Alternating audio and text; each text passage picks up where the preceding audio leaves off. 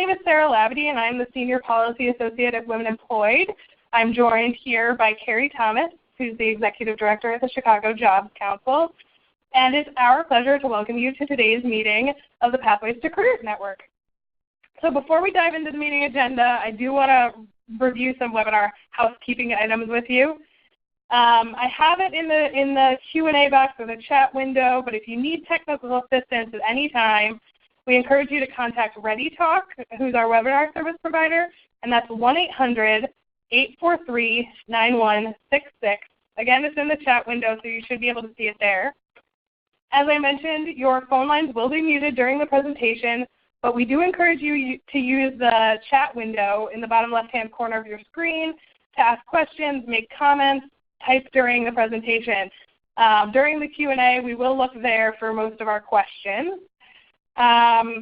If you have a question and you're unable to type into the chat window, if you raise your hand, we will try and unmute your line and make it possible for you to speak.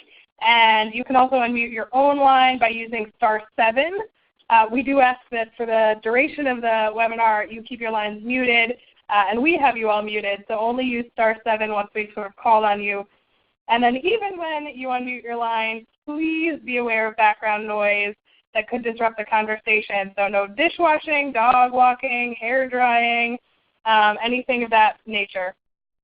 I do want to mention, as you heard hopefully when you entered, the webinar is being recorded. We will download and post this webinar to Women Employed's YouTube page, to the Pathways to Careers Network page on our website, and we will also be sending out slides from the presentation. As I mentioned, they are wordy, and we don't expect that you will get everything down. So with that, I will start the presentation. Good afternoon, everyone. This is Carrie Thomas from the Chicago Jobs Council. So glad that we're back here doing a Pathways to Careers webinar. So for those of you who don't know, the Pathways and Careers Network was an initiative that was started by Women Employed and the Chicago Jobs Council in 2012. And our agenda was to advance and increase post-secondary education and career success for adults with low basic skills. And we did that in 3 ways. You'll see that on the screen. Informing, so providing information and program models to help the field. Connecting, so connecting practitioners to share ideas and strategies, identify challenges. And then, of course, to advocate, to make sure that the public policies at the state and local level would support the work that practitioners were doing to advance post-secondary and career transitions in Illinois. So as recently, the Chicago Citywide Literacy Coalition has joined us in the leadership of this work, and the network really advances the missions of all of our organizations. So just as a reminder, for 45 years, Women Employed has been mobilizing people and organizations to expand educational and employment opportunities for America's working women. And for 37 years, the Chicago Jobs Council has worked with its members to ensure access to employment and career advancement for people living in poverty.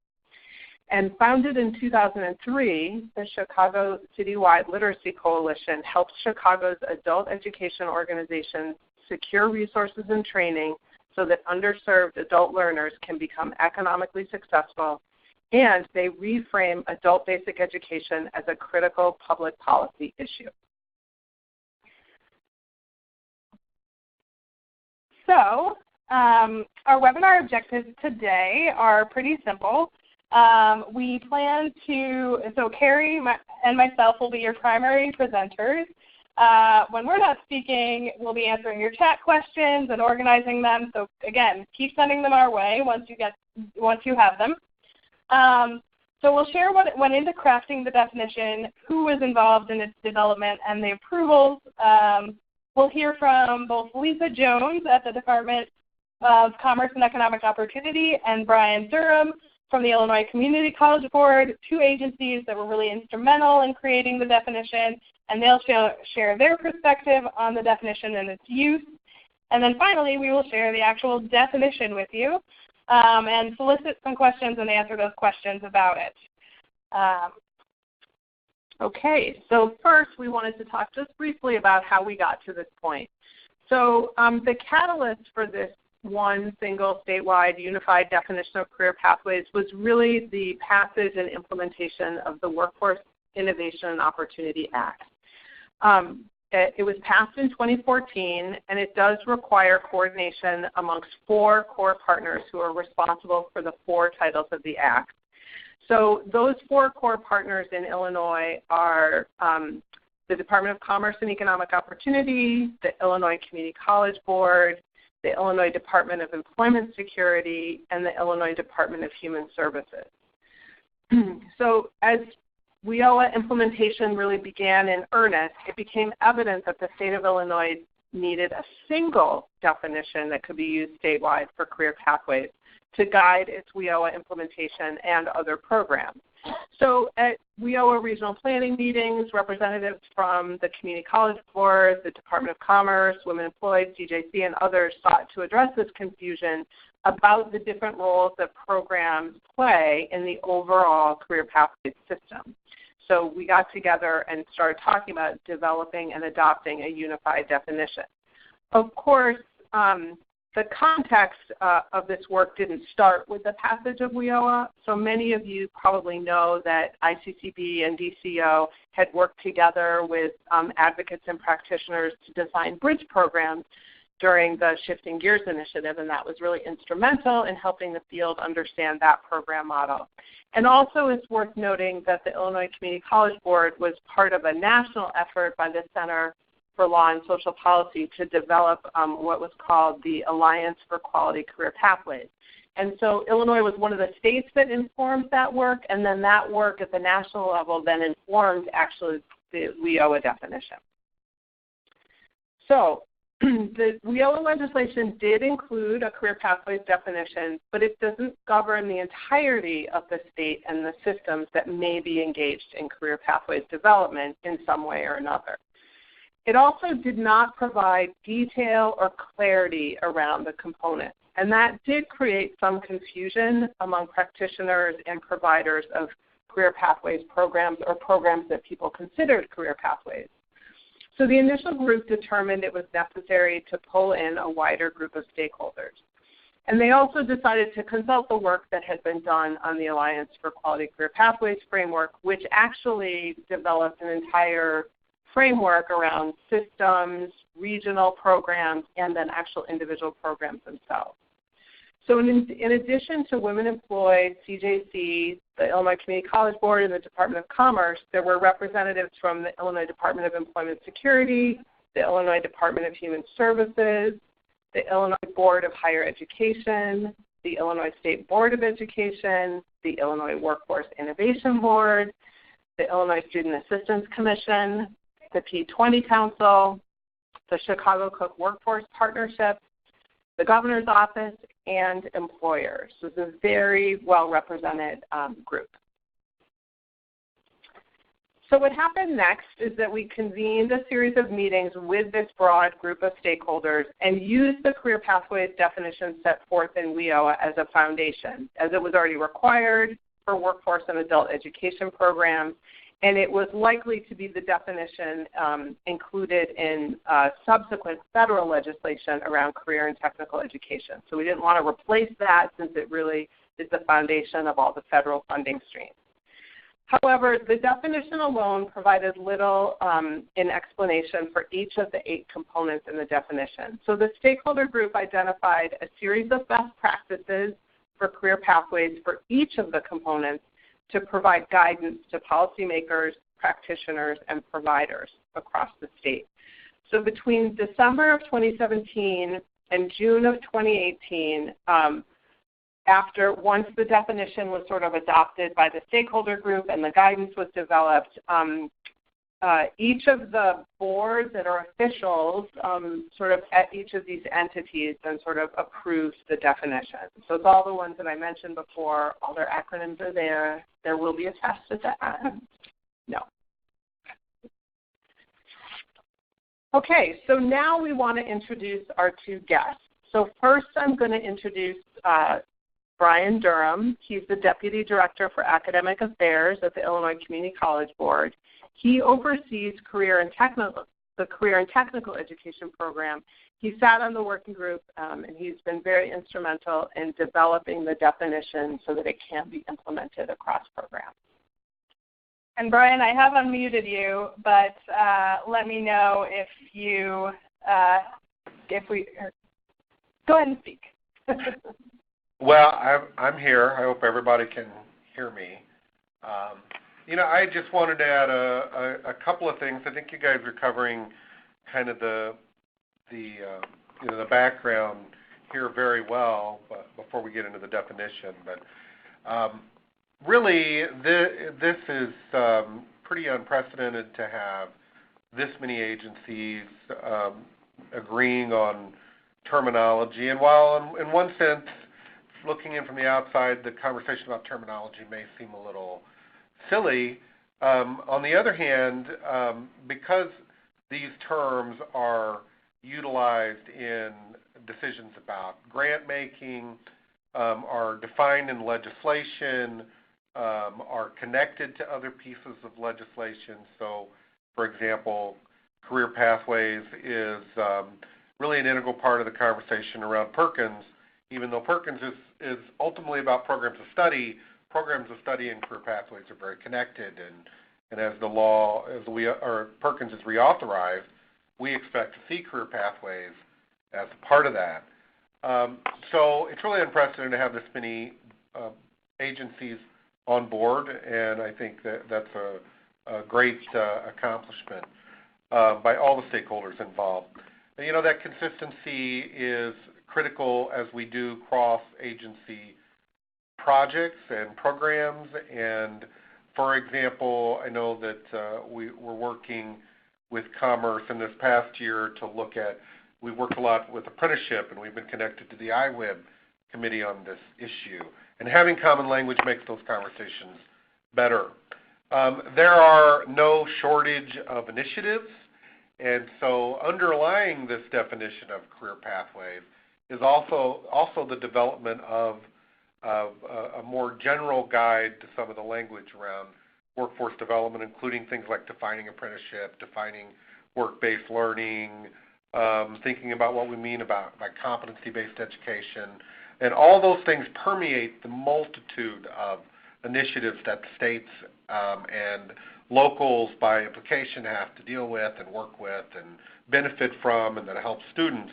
And so we're really just building a good, solid foundation for more consistency. And finally, before I turn it over to Lisa, I'll say thinking about more than process, but thinking about outcomes, thinking about how well programs work, how well students do, how much students benefit from a career pathway or career pathway system, all become infinitely easier to determine if you have consistency up front, if you have common definitions and common terminology. And when we're thinking about career pathways, if we're thinking about it in a specific way, then it's something we can compare across agencies, and we can measure outcomes. Now, as Sarah and Carrie will get into, the definition's pretty broad, so there is still work to be done in those, in the details, in the weeds, if you will. But that consistency is really important so we can measure our success. So I will turn it back over to you, Sarah, to introduce Lisa. Great, thanks, Brian. So now I wanted to introduce Lisa Jones. She is the policy manager for workforce development at the Illinois Department of Commerce and Economic Opportunity. So she was also a very instrumental member of this working group that developed the definition and really helped to move it forward through the different systems at the state level. And Lisa, you may have to unmute your own line by pressing *7 for us to hear you. Oh, hi. Can Hello. you hear me? Well, Sarah and Carrie, thanks for having me today.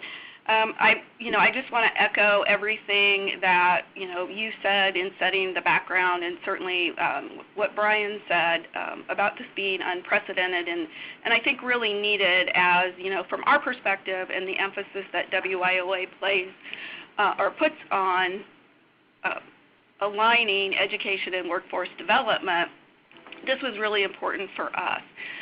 So and I also want to add about the unprecedented. It was just kind of off the cuff today, I got an email because we shared it with our national office, and I got an email that said, hey, Illinois gets it. This is so exciting.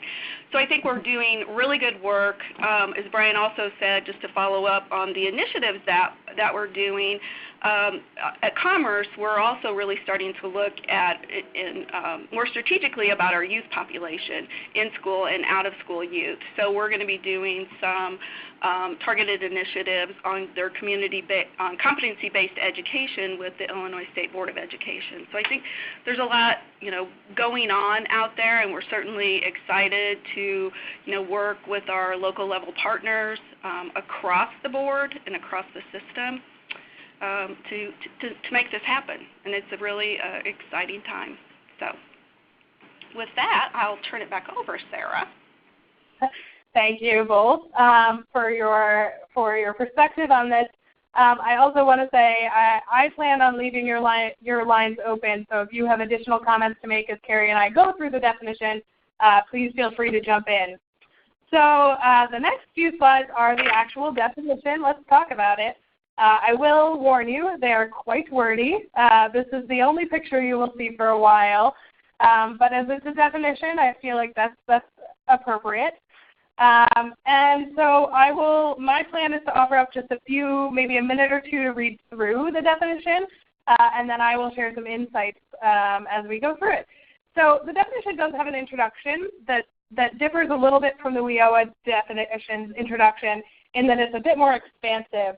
It was really important to the team, the stakeholder team, to ensure that we were talking about the specific education and workforce elements and, other elements that coincide to build a good, solid, strong career pathway. And that's why you'll see things that it aligns both vertically and horizontally across secondary education, adult education, workforce training and development, career and technical education, and post-secondary education systems, pathways, and programs. Built into this is also the idea that partnerships are a key function of a strong career pathway system, that it doesn't work for it to be one entity alone, and then also that multiple entry and exit points are a critical need for a career pathway. Otherwise, you're looking at a program, not a pathway, and people don't have an option to exit or begin.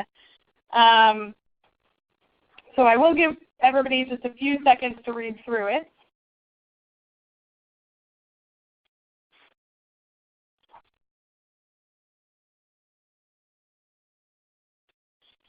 And because this is the introduction, and as I mentioned, the slides will go out, I am going to move on. So in addition to the introduction to the actual definition, we wanted to make sure we introduced our own guidance. And that includes just a few pieces on what the guidance means, which is that as mental health policymakers and practitioners implement career pathways, the goal is clarity, as Carrie has mentioned several times, about how career pathways programs should operate, or career pathways should operate, and how the career pathway system can shape career pathways and incentivize and assist them.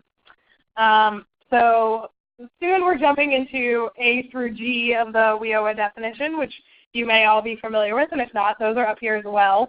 But to give you a sense of, ensuring that this definition has some guidance at the front end as to what the role of the definition is in the state. And Sarah, if I could jump in, one of the things that the group that worked on this considered first was kind of how to start. And it really did just make sense, even for those that are not the core partners, to really start with this WIOA definition. One, because we anticipate a closer relationship between education and workforce going forward as we think about reauthorization in various places. But secondly, because a lot of the same folks that are here are also required partners in WIOA. And so by doing that, it really gave us a strong statutory legislative basis to flesh out the rest of the definition. Thanks, Brian. That's helpful. So moving on to Section A, Okay, so I'm going to start us off on these elements, essentially, of the definition. And so they're A through G, so there's 7 of them. So you can think of each one as an element, and then there's guidance underneath each, which are the bulleted sections. So the first is alignment with the skill needs of industries in the economy. So this should be really familiar to anybody who's been in workforce or education in the last 4 or 5 years, because we've been talking a lot about demand-driven strategies and alignment between what's happening in the labor market and the skill demands of employers and how we develop and deliver programs. So the guidance really focuses on the ways that this happens. So one is another one that I would say is pretty obvious, and that's about using labor market data informed by the state, regional, and local employers, and using that labor market data, the most up-to-date data you can get, to design programs that meet the needs of the employer. So that one. And then the next element, the next guidance around that is regular and meaningful employer engagement. And specifically, that means a process by which the state or other stakeholders convene with local and regional industry employers to discuss the skill and credential needs that they have and ways in which education and training programs can prepare individuals. Another piece of the guidance is that a Career Pathways program will identify specific certifications, licenses, and industry-recognized credentials that are required, and then design their programs to lead to those specific certifications, licenses, or credentials. Okay. Then the next element is preparing an individual to be successful in the full range of secondary or post-secondary education options, including apprenticeship registered under the National Apprenticeship Act. So I will note that apprenticeships gets a call out here to make it very, very clear that apprenticeships are part of Career Pathways systems, and because apprenticeships are really sort of getting their day again. In all the systems. So the guidance around this is really around thinking about that everybody can be successful at any point in their lifelong learning. So we're talking about youth and adults, that they can enter into and advance as desired through successive education and training programs. So often people talk about really flexible entry and exit along a pathway that really works for people in their real lives. Another piece of guidance is that these programs must lead to jobs in increasingly high skill, high wage, or high demand industries. So thinking about progression for people and that people can be successful in progression, so that a first-level training program should help somebody prepare for and succeed in the next level of training as well. And then a third piece of guidance is ensuring that people who are in targeted populations under the WIOA, the state's WIOA priorities, get access and get the right kinds of services. So a couple of things to think about here is that you want to be familiar with what the priority populations are for Illinois under WIOA. I will say that the definition of priority populations is quite inclusive of anyone that you could think of who might have a challenge in the labor market. So whether it's somebody who's long-term unemployed, low income, have low literacy, be older, experience housing instability, be a single parent, be a veteran, that kind of thing. Okay, so the next element is that a Career Pathways program should include counseling to support an individual in achieving the individual's education and career goals. So this is really a critical piece of any successful Career Pathways program. And the same is true whether you're working with adults or young people. So some people think about, career counseling as just for young people, but it really is the same kind of counseling is really needed for adults as well. So in the first piece of guidance, you'll see that this counseling is not just about the career exploration, but also about the academic advising that somebody might need, and also the supports that an individual might need to get through the pathway program. So we think of all kinds of comprehensive support services, and some of them are called out in the guidance, but they're not limited to things like transportation or child care. Another piece of guidance is really the focus that needs to happen on partnerships amongst the different educational systems, the workforce system, public and private employers, workforce boards, human service partners. So in order to really meet this element, there really needs to be strong partnerships in the delivery of the program. So Section D is really about how to offer education and workforce preparation activities, and that they have to be offered concurrently through WIOA. And so when looking at what that means, what are workforce preparation activities, that is actually defined by WIOA to mean activities, programs, or services designed to help an individual acquire a combination of basic academic skills, critical thinking skills, digital literacy skills, and self-management skills. And it goes on a little bit from there.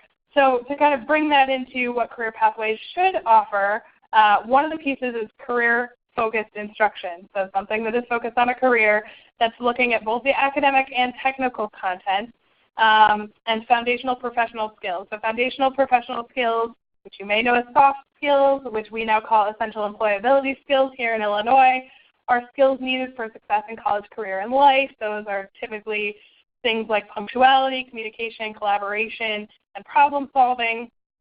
They offer, a career pathway should offer opportunities for work-based learning experiences that's on a job, and it should also offer placement opportunities tailored to that person's needs along the pathway. So not placement at the end of the pathway, but placement throughout the pathway. Looking at Section E, Section E is really organized around, and this is probably our densest section, so I'm sorry if it's a little bit small on your screen, is talking about acceleration. So how do we make sure that people are not languishing in career pathways without any end in sight? So focusing there on how do we deduplicate training, coursework assignments, and assessments so that people who are moving from one program to another, potentially between different organizations, aren't asked to take the same tests every time, and that we're streamlining that process for the client or for the student more than we are and making sure we're not duplicating efforts. It also encourages concurrent enrollment and early college credit opportunities that support progression through the pathway. So many of us know about dual credit from the K-12 to college system, but doing similar things through the adult education and other systems as well. And then focusing on the participants and their education needs. So offering flexible class formats in different locations and times that make it accessible and achievable for all populations.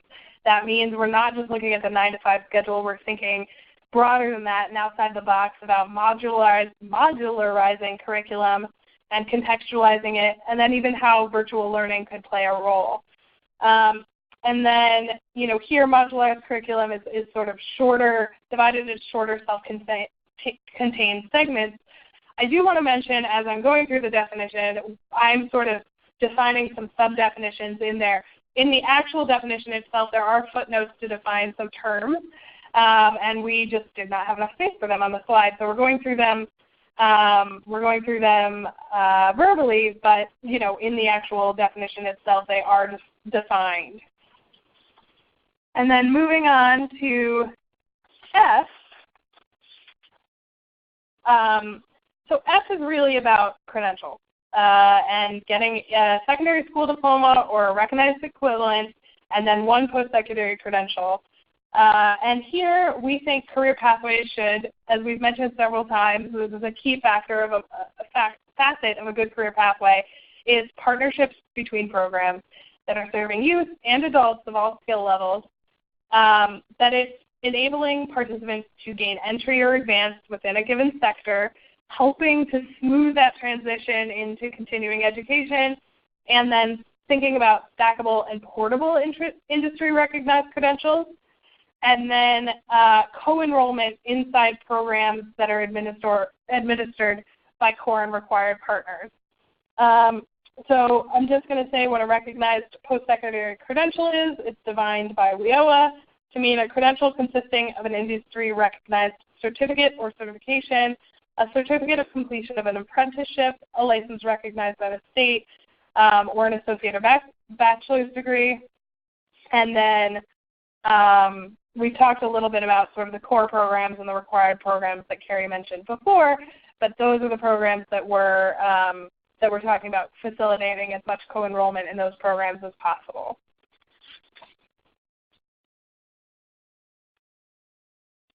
Okay, so the final element is helping an individual enter or advance within a specific occupation or occupational cluster.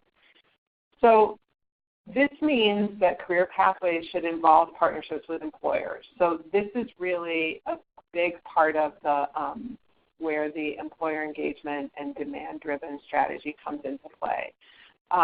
So that those partnerships with employers will support participants' advancement through on-the-job training, customized training, or other kind of training, other kind of work-based training strategies. It also means that the Career Pathways program should help individuals overcome barriers to entry and ensure that participants with diverse backgrounds and diverse experience have the opportunity to not only get into the program, but to succeed in the pathway. I think most of you probably know what incumbent worker training is, but that kind of training under WIOA is one that is developed with an employer or an employer association to retain their workforce. So sometimes it's a layoff aversion strategy, and sometimes it's simply keeping up with the changing economy. So those are the 6 or the 7 elements and some guidance around each of them. But there is a concluding section to the definition, and it'll be up on your slide. There you go. So sort of overall, there's that all career pathways have to commit to equity for all participants and to continuous improvement. And so this is really kind of foundational to success, which is really using data and evidence all along the way, really. So including to identify and eliminate barriers to participant success. This includes sharing qualitative and quantitative evaluation of participant outcomes, and including a focus on access and services across different participant groups. So really that should inform improvement of programs. Also, this means disaggregating participant-level data to identify if there's inequities in performance and to improve outcomes of specific participant groups. And then also including sharing qualitative and quantitative evaluation in serving employers in order to inform strategies for improvement. So this is really foundational to an effective system. So I know that I'd like to say one more thing before we move to questions, and I don't know if Brian or Lisa or Sarah, if you would want to say anything. So if it isn't obvious from listening to all of this and looking at what is a pretty thorough and maybe to some people kind of a dense definition, it's pretty much 100% clear to me that you really can't do an effective career pathways program without partnerships. So it might not be partnerships of everybody that's defined, but you're going to have to partner with at least 1 or 2 organizations or entities to make sure this happens. The other thing that I think is really clear is this is really about getting people credentials and credentials that have a labor market value. So both the high school credential for people who haven't been able to complete it, but also the post-secondary credentials. And anybody who looks at data about what the payoff is in the labor market, post-secondary credentials are where it's at. So I'll just end there and see if Brian or Lisa have any comments at this point before we get to questions. I don't. Thanks. Well, I'll just back you up there, Carrie. I mean, a partnership piece is absolutely, really at the heart of all of it. It's about not working in silos any longer. And I think that also is reflected in the adoption of the definition by the many agencies involved. There is a lot of material here and a lot of information for folks to sort through. I think that it's important to note to participants that too narrow of a definition was not going to be useful for the system. And I think that overall the development of a career pathway and a career pathway system is also always about continuous quality improvement. You're never really done. You're never really done building the system. You're never really done improving programs. And I think keeping those two notions of partnership and continuous quality improvement at the center of all conversation will make the whole effort easier maybe, and definitely more meaningful. I'd like to end with one final thing, which is that the definition itself, the Career Pathways umbrella definition, has been approved by a number of state agencies at this point. But the stakeholder engagement group is actually working on some other definitional work that should be out by the end of the year, I would say, and would define things like apprenticeship, pre-apprenticeship, career development, career exploration, and is sort of under the heading of this larger career pathways definition. What are some of the other related pieces that the state wants to settle on a unified definition so that we're all working from the same playbook on those as well. So something to keep in mind that those will also be coming out under this heading in the next few months. Sarah, I would just like to add something else, or really a point of clarification. In addition to the state agencies, and for me, I think it's just as important to point out that this was also adopted by our governing boards for WIOA. I know ICCB's board adopted it, as did State Board of Education. And on those particular boards, that's a strong business and education presence for each of those. So I think that's also important just to point out, because that does, I think, confirm that this is not just, it's a partnership. We're not working in silos, and the businesses are on board with this direction that we're headed. Thank you, Lisa. I think that's a helpful point. So we do have some questions in the queue, and please keep sending them in. I'll read the questions out loud, and then I will if I can't answer them, I will toss them to Lisa and Brian or Carrie to answer. So the first question is, do we have an example of using this definition in any RFPs or cross-agency initiatives beyond apprenticeship? And I will, Brian or Lisa, I think you could take that one. Yes, we actually did. We included this definitional framework in our recent Career Pathways for Youth funding opportunity, and it was required to be considered as the applicants were developing or discussing what career pathways they were going to focus on in those applications. Yes, that's great. And I think going forward, this is the definition. So if career pathways are a part of an RFP, that this is the definition in which it will be used. Or this is the definition to be used.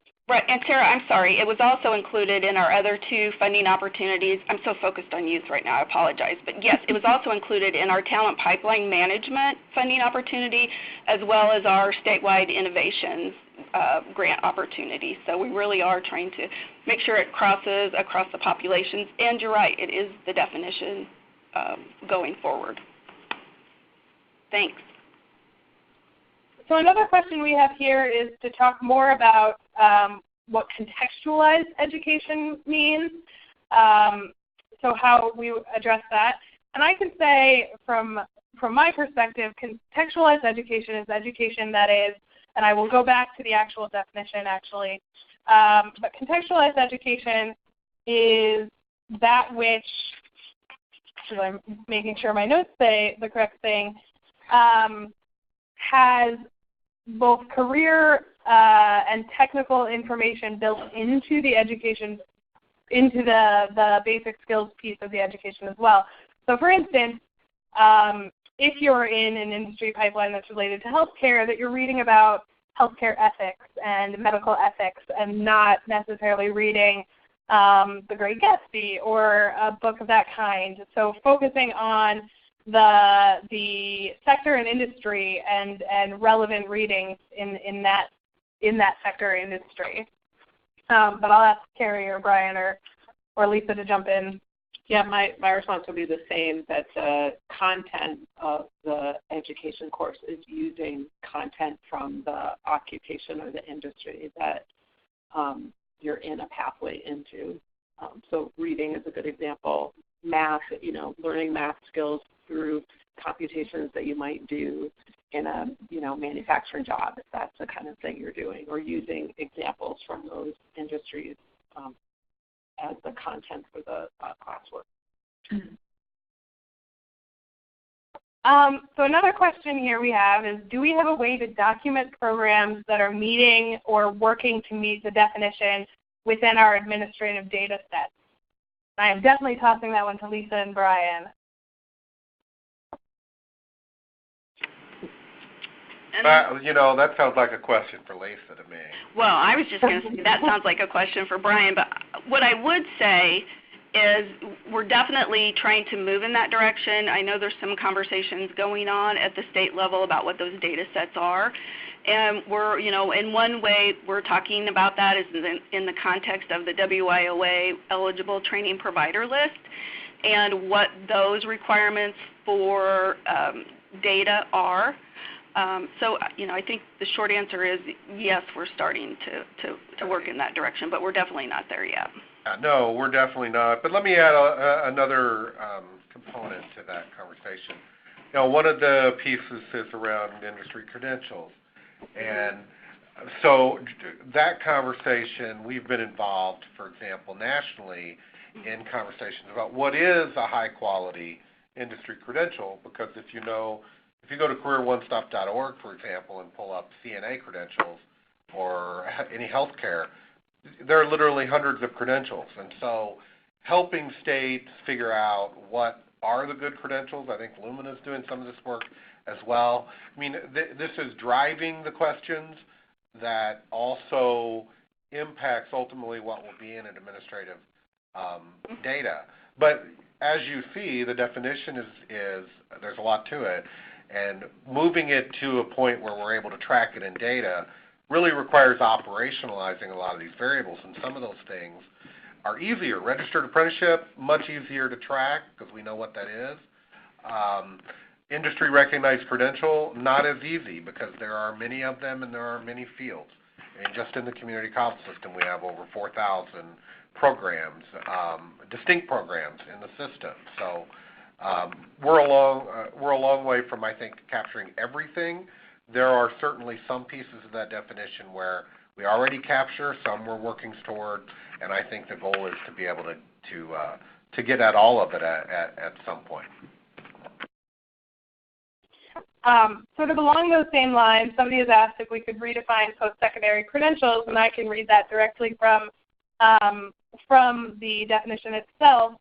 So the recognized post-secondary credential, as defined by the Workforce Innovation and Opportunity Act, means a credential consisting of an industry-recognized certificate or certification, a certificate of completion of an apprenticeship, a license recognized by the state involved or the federal government, or an associate or baccalaureate degree. So those are the pieces that are set forth in WIOA and sort of sub-definitional then in the definition we're using here in the state.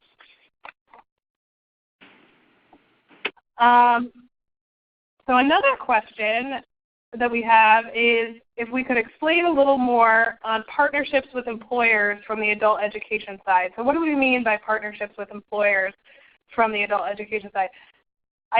There's not a ton there in that question, but I can say what we're talking about is if you are an adult education program, let's say in a community college system, that you're working with your career and technical education programs, that you're working with your credit-bearing programs in the community college system to understand those systems and how they're connected to employers, and then coordinating with them in some way to make sure those connections are reaching to adult education and the services you're providing in adult education.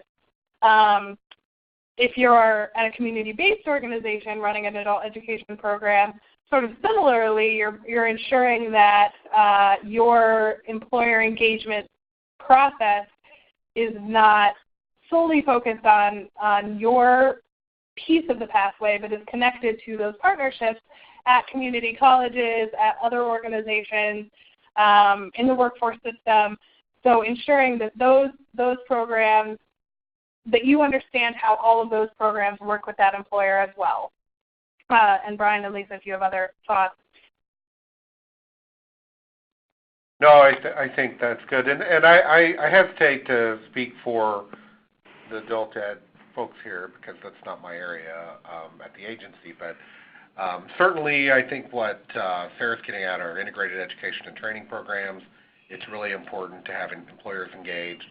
I think some of this is about individual programs and what they see as value. So if you're developing contextualized curriculum, at what level is it appropriate to have employers involved? I mean, certainly if you're doing a curriculum around construction, it would be helpful to have someone in that industry review it or look at it or at least share what outcomes they're looking for. So, and there is a natural place at community colleges where that happens through programmatic advisory councils or committees for specific programs. I think adult education, you have to work with your APCs and see what connection those councils have with employers or with your local programs, as Sarah indicated. So I encourage you to look to the Adult Education Strategic Plan and the Workforce Education Strategic Plan done by the ICCB, where there are a lot more good ideas and clarity on this issue.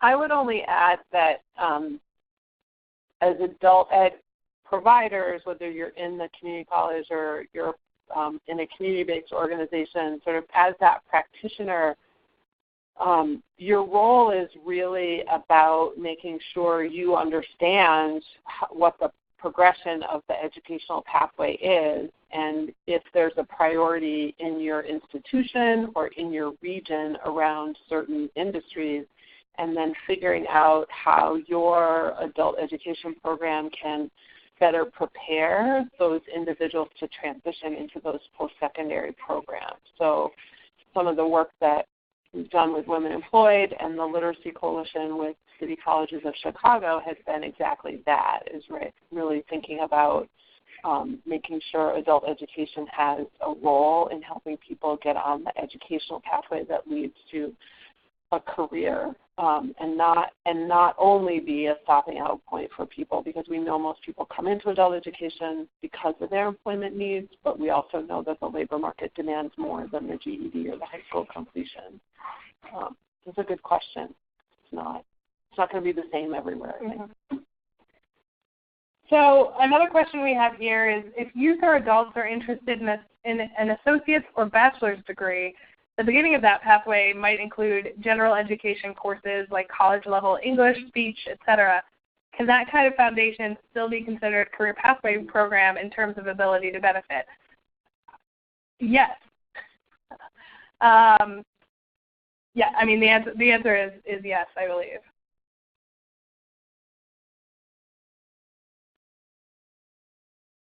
Any other thoughts on that?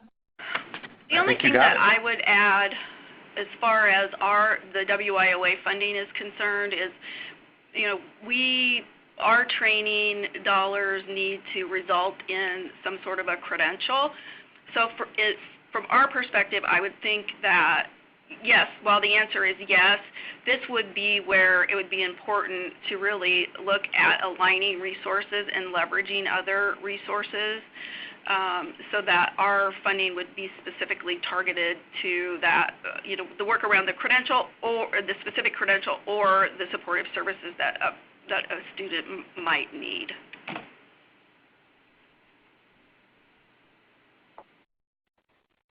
And then I think the final question I see here is, what are some examples of employer partnerships?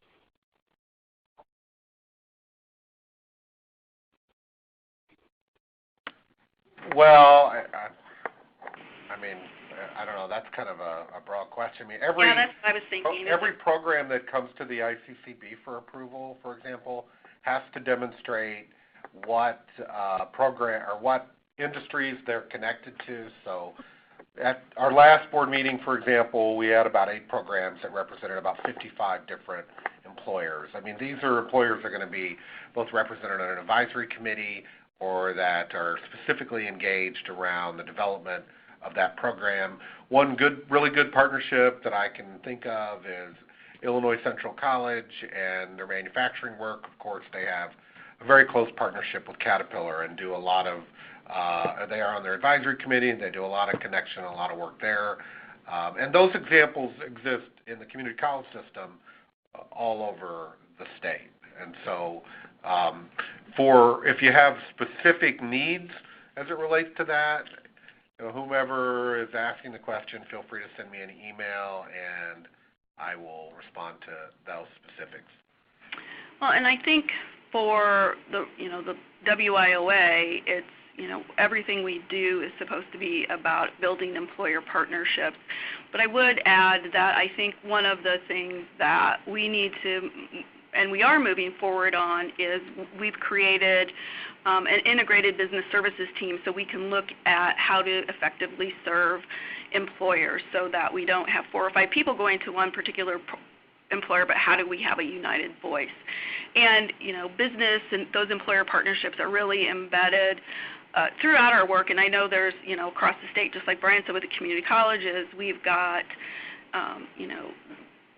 good relationships at the local level, and the businesses, the board membership that governs the program at the state, and then the board members at the local level, you have to be 51% business. So I think for us, it's certainly a broad question, but it's just interwoven throughout all the work we do.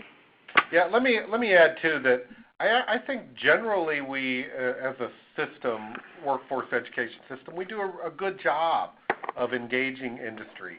I think where there's lots of room for improvement is how you affect that contextualized curriculum and how you ensure that the essential skills that are needed are being communicated.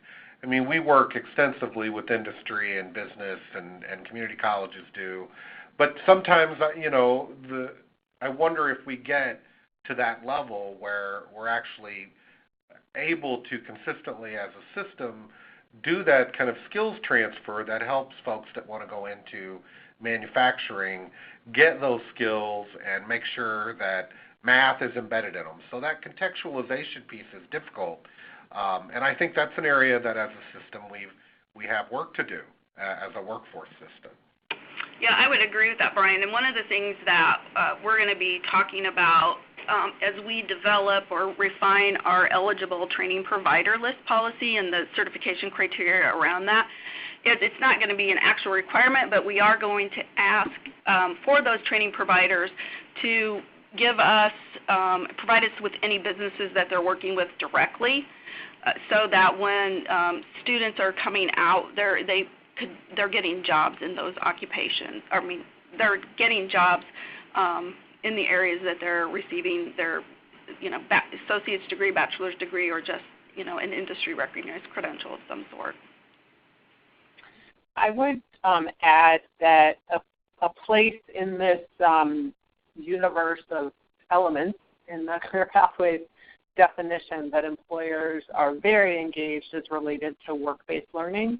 Mm-hmm. So for those who are really familiar with the WIOA Title I on-the-job training model, there's very direct negotiation between a provider and an employer about the agreement around what the on-the-job training looks like, what the training outcome is, commitment to hire. But in other forms of work-based learning, both paid and unpaid, there are really direct relationships with employers that are built throughout the program and are really useful to the content, so separate from helping out with like the content of curriculum, but are really overall the content of a program. So where there might be job shadowing or visiting work sites or unpaid internships that are necessary for licensing, credential, things like that. And a lot of times that then turns into a hiring pipeline, but it definitely, in order for any of that work-based learning to work, you have to have very well-structured and usually formal relationships with employers. Right. And I would just add, too, to that, Carrie, that when you're talking about pipelines, that also includes, at least in our world, incumbent workers or those that are currently employed. And how do you upskill those individuals and get them additional credentials where they get promotions, and then that creates entry-level or other openings within the business. Mm-hmm. Mm-hmm. All right, so I don't see any more questions, but I will give everybody a minute maybe to send it. Oh, one more question. Is there any support or materials, tools, best practices around building employer partnerships? In the bridge guide? Yeah, so we do have some that Women Employed has put out in the past, and I'm happy to share that. I know who asked the question, so I'm happy to share that with you, the person who asked the question. There are a lot of tools out there. Yeah. There are, you can go to Octave's website. You can look to any of the universities that have been involved in this career pathway work, NIU, the Office of Community College Research and Leadership, the Illinois State University that does some of this work with us on special populations and career and tech ed. There is an Advanced CTE, the Advancing Career Pathways Initiative, on and on. There are lots of toolkits. The Alliance for Quality Career Pathways, certainly.